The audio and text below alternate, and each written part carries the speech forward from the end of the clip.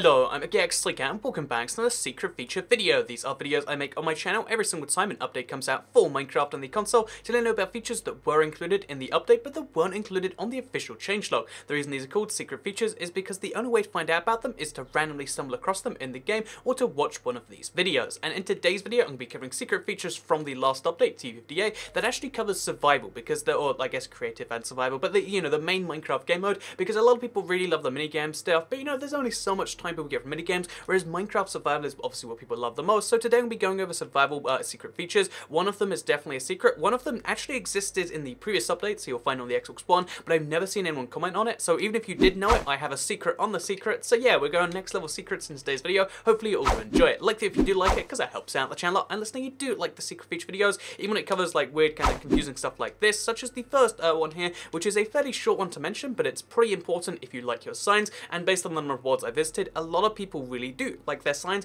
because yeah, if you have lots of signs in your Minecraft world, they fixed the code for them in the latest update. This is something that has been confirmed in a bunch of places. The biggest example is Stampy, because he has something like 200, but basically they did confirm that signs have been fixed, and they're not, they made it so they have less lag attached to them, so you can now have significantly more signs before it causes any issues to your game. So to prove an example of this, I placed 150 signs roughly in one area. As you can see, this is something like 156 signs or something. We've got like, just under 200 signs here, and as you can see, having this many signs does not affect my frame rate at all. We're running at the same normal that you would expect elsewhere, and that's pretty cool that you can now have as many signs as you like. Unlike item frames, unlike mobs, unlike all these other entities in the game, signs have been fixed and they've been changed a little bit to make it so that they don't create lag. It's not quite like the Bedrock version, however, where they're non-entity and therefore they don't render in and out, because as you can see, they do render out at a certain distance, so they still have their old restrictions on there, but either they made the code more efficient or they made it so, again, it doesn't count in the same ways. They did some confusing stuff, but they made signs much more efficient. So if you want to have 150 signs, if you want to label every single chest in your Minecraft world, then you can now do that without any fears, which is a good thing. I imagine most people can agree. So the second secret feature, this is the really cool one in my opinion that I'm pretty excited about, and that, again, I feel like, if you haven't seen this yet, it's pretty valuable for, maybe for larger worlds, but also for classic worlds. So we're on the 360 now, we have a classic size map. As you can see, it's pretty well filled out, and if we want to mark a place of interest, we can actually do so using item frames now. So this might seem confusing, but basically we can place an item frame on the wall over here, and we can place our map in there, and as you can see, now we can see, do you see that just there? But where I was previously just popped up on the item frame map as an item frame. For some reason, it's a rectangular item frame, like it's tall, it looks like it's taller than it is wide. Like, again, it doesn't seem to be the right shape, but you can see there's an item frame which now marks this is one of the map in an item frame locations, so you can now mark maps if they're in item frames with other item frames, which sounds confusing, but let me show you that in practice. So let me run to the big item frame place, which is going to lag the world. Warning, the frame rate will dip to a painful level, but if we run over to here, as you can see, where things are a bit laggier, we place an item frame and a map over here too, so just up there, and you're going to see how that previous item frame is still there, but then just over there, you can see a second one pops up, and neither of these are visible on my handheld maps, which I find to be interesting personally, but you can see how, like, on the map, there is 2 item frames now, and if we run to a third location, and I'm sure you get where this is going, but it's pretty cool in my opinion, because it means that you could, so we go over here, as you can see, let's place one in the center here, and as you can see, now we've got 3 separate locations. Oh, wait. There we go, it just popped up. So we've got 3 separate locations, all marked by little item frames on the map. This one definitely is the, wider than its tool, right? Again, I'm not sure how they decide the dimensions of them. It seems a bit weird. But basically, you can now have item frames marked on your map to mark points of interest around your world, or just, you just want to cover your map in item frames. Either way, whichever you want to do it, you can now do that. And yeah, it's a fun little thing that you might not have been doing before. And I think it's really weird, and, the uses for it are kind of like edge casey, like, oh yeah, sure, well, I mean, if I wanted to, like, mark every single place where something is, you could do it that way, but realistically it just comes down to, like, if you see one of these, you can now see where every other map is, and I don't know, it reminds me of like checkpoints in Mario Odyssey or something like that. It's kind of a cool way to mark where, something that is important enough that you'd place an item frame in a map there is now marked on the map. And like I said, there is a secret within this secret, because there's a chance some of you knew this before. I doubt it. I've never seen anyone tell me about this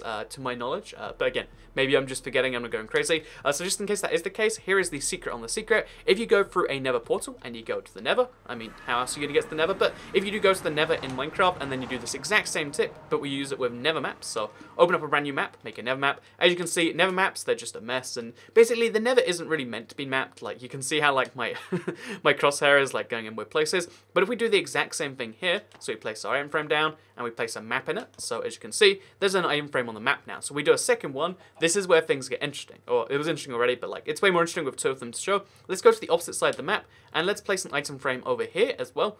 Notice, by the way, how there's a different item frame count over here than the regular world. You can see how there's 2 item frames on the map, and the crazy thing about it is that they will actually spin on most editions. They're not spinning this one particular time for some reason, but on the Xbox One edition, I did check, and they spin around because, again, they're never item frames. They don't know where they are, and I thought that was a crazy little fun fact. So I guess the secret, and the secret is really the fact that on the 360 dish version, again, I just tested literally 10 minutes ago on the Xbox One, the item frames definitely spin over there. So in this update, they clearly changed it so that now item frames in the Nether don't spin around, either for a glitch or by not. So yeah, that's a secret on a secret on a secret I think you will all find. But yeah, you can now mark your, what I'd say is put one of these maps in your Nether with every Nether portal point, and you can now mark your points back to the overworld with one of these. And again, I really like that personally. There's just something about the idea of being able to mark maps permanently that I just love, and that's a thing you can do. So obviously this will work in the end as well, and that's a fun fact in this update you might not be aware of. So before we leave today's video, there's a couple of more things I want to mention, because